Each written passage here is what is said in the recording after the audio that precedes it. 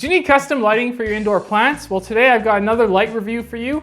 This is the Hydra 1000 by Atreum Lighting.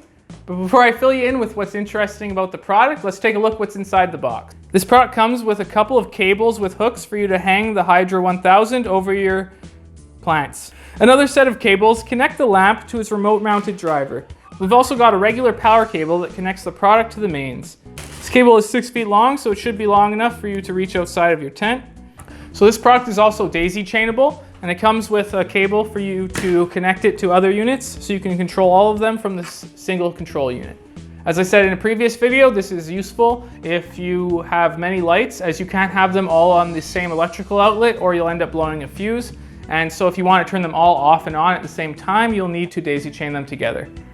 So for the actual light itself, it's a rather small light and it's designed to cover an area of 2 by 2 feet. But for that, I think it'll do a pretty good job. This unit also comes with a digital power draw display. With this, you'll be able to tell the amount of power that you're currently drawing from the unit, as well as from the entire daisy chain system. It's useful for just quickly checking how much power you're using instead of setting up a traditional power monitoring system. So what's special about the Atreum lighting compared to other lights? Well, the main feature of this light is the algorithmically spaced LEDs.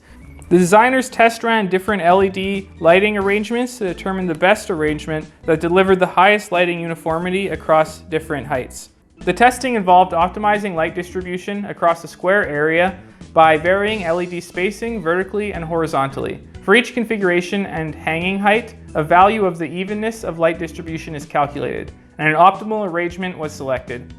Each configuration had varied LEDs at varied placing depending on the height of the design. Now, if you did not understand all the technical jargon I just said, let me make it easier for you. Take a look at the LEDs on the Hydra 1000 lamp. Something immediately pops out. You can see that the lights are not uniformly arranged in a simple grid pattern, as you would normally observe on a regular grow light. Hydra 1000's unique, algorithmically spaced LEDs ensure that the light intensity from the lamp is evenly distributed across the entire space that the light covers. In regular grow lamps, this is not the case. Instead, you'll have a central hotspot where the light intensity is concentrated. You can get away with having a simple grid pattern if using the lamp for anything else apart from growing plants. But for grow tents, it's really important that you have uniform light intensity so that every area of the plant is illuminated evenly, as this aids photosynthesis. The LEDs are also high efficiency bulbs with an efficiency of 2.5 micromoles per joule.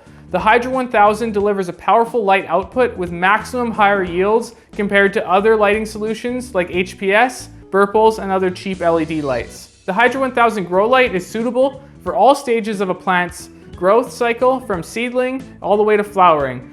So what do you think about the Hydra 1000 by Atreum? Are you willing to try this product in your grow tent? Let me know in the comments below.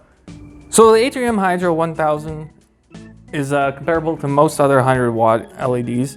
The Mars Hydro 1000 would be 150 watts, so slightly stronger at about the same price.